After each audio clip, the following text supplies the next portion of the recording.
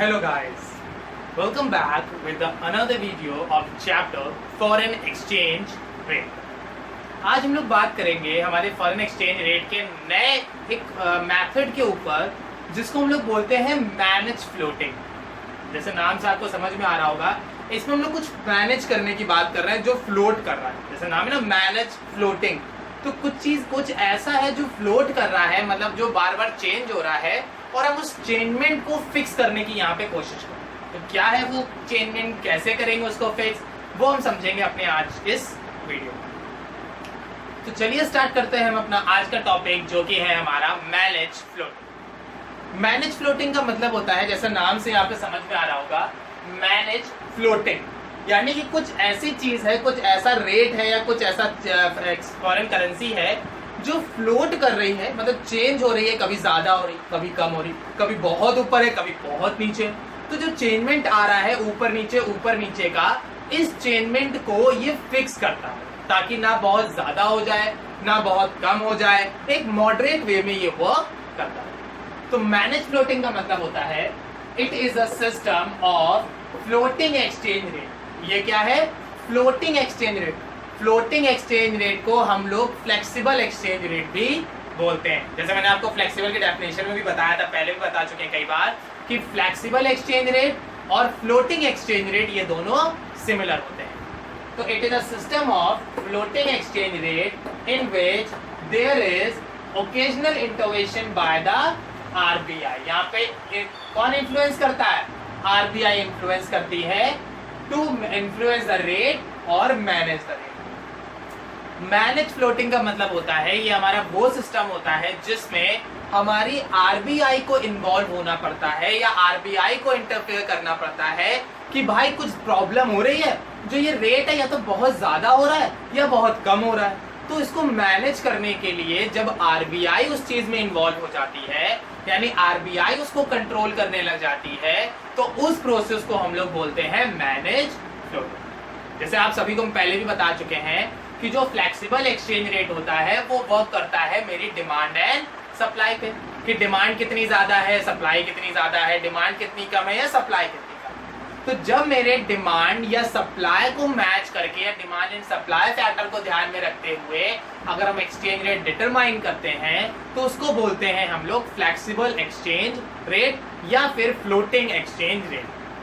कई बार ऐसा होता है कि इस डिमांड एंड सप्लाई की वजह से डिमांड इतनी ज्यादा बढ़ जाती है कि रेट में बहुत फर्क आ जाता है, या कई बार डिमांड इतनी कम हो जाती है कि रेट बहुत दिक्कत कर जाता है। तो ये जो डिमांड में बहुत कम ज्यादा आ रहा है, जो रेट मेरा अप एंड डाउन काफी हो रहा है, इस रेट को मैनेज करने के लिए आरबीआई कूद पड़ती है। आरबीआई कूदी मार देती है, भैया एक काम करो, मार्केट में कुछ नहीं हो रहा है, मार्केट नहीं कर पा रही है, डिमांड सप्लाई नहीं कर पा रहा है, कोई बात नहीं, आज से जिम्मेदारी हमारी।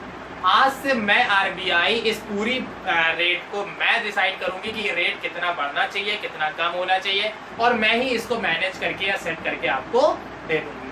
तो जब हमारे फ्लेक्सिबल एक्सचेंज रेट को आरबीआई सेट करने लगे या आरबीआई उसको मैनेज करने लगे, उस केस को हम लोग बोलते हैं मैनेज फ्लोटिंग। ठीक। और जब आपके काम में कोई दूसरा घुस जाता है तो काम जाहिर सी बात है खराब हो जाता है, लगता है यार क्या गंदा गंदा काम हो रहा है, गंदी चीज हो रही है। तो जब आपके काम कोई और करने लग जाता है तो गंदा लगता है ना।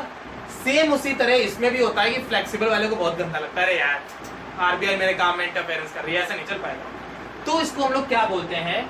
It is also called dirty floating, यानी कि मैनेज फ्लोटिंग को हम लोग क्या बोलते हैं? डर्टी फ्लोटिंग, यानी गंदी फ्लोटिंग। क्यों? बहुत ज्यादा बढ़ रही है, कभी बहुत कम हो रही है, कभी बहुत ऊपर चली गई, कभी बहुत नीचे चली गई, तो बदतमीजी कर रही है, अच्छी नहीं है। कभी बढ़ रही, कभी घट रही, बहुत बढ़ जाती, बहुत घट जाती। तो जब कोई चीज प्रॉपर वे में काम नहीं करती है तो वो गंदी होती है, और जब वो गंदी होती है तो उसको हम लोग क्या बोलते हैं? डर्टी। तो इसीलिए हम अपनी मैनेज फ्लोटिंग को भी क्या बोलते हैं? Dirty floating. इतनी बात समझ आई? मैनेज फ्लोटिंग का मतलब होता है कि जब ओकेजनली आरबीआई किसी चीज में इन्वॉल्व हो जाए और आरबीआई आपके एक्सचेंज रेट को डिसाइड या फिक्स करने लगे, उसको बोलते हैं मैनेज फ्लोटिंग। मैनेज फ्लोटिंग को हम लोग डर्टी फ्लोटिंग के नाम से भी जानते हैं। अब ये जो आरबीआई है ये किस तरह से सेट करती होगी, ये तो हमने समझ लिया कि भैया आरबीआई हमारे रेट को सेट कर देती है फॉरेन करेंसी को। तो फॉरेन एक्सचेंज रेट तो जो है वो सामान खरीदने या बेचने पे होता है, और आरबीआई तो कुछ खरीदती बेचती नहीं है, तो फिर ये कैसे सेट कर देती है?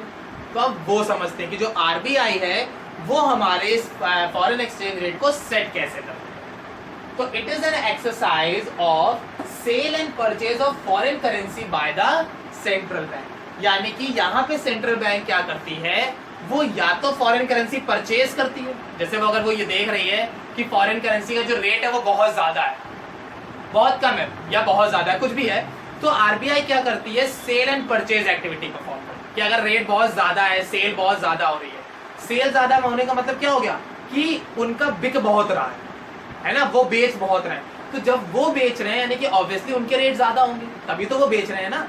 तो जब वो बेच ज्यादा रहे हैं और तो उस रेट में क्या करती है, आरबीआई खरीदने लगती है कि लाओ हम खरीद रहे हैं तुम्हारा। और जब आरबीआई खरीदने लगेगी तो सारी चीजें फिर से नॉर्मल हो जाएगी। वहीं जब हम डिमांड ज्यादा करने लग जाते हैं तो आरबीआई उसको परचेज करने लग जाती है। तो इन शॉर्ट हमारे sale and purchase activity perform करके हमारी जो आरबीआई है वो इस एक्सचेंज रेट को मैनेज करने की कोशिश करती है। बात समझ में आ गई? तो जो आरबीआई है वो सेल एंड परचेज एक्टिविटी के थ्रू हमारे मैनेज फ्लोटिंग या डर्टी फ्लोटिंग को मैनेज करने की कोशिश करती है। अब in fact it may be called as the mixture of both flexible and fix exchange rate system. Manage floating को हम लोग फिक्स और फ्लेक्सिबल दोनों ही तरीके से मैनेज कर सकते हैं, क्योंकि इनिशियल स्टेज पे क्या होता था, मतलब जब 19th सेंचुरी की बात करें तो वहां पे फिक्स एक्सचेंज रेट होता था, तो पूरा काम उसके बेसिस पे होता था।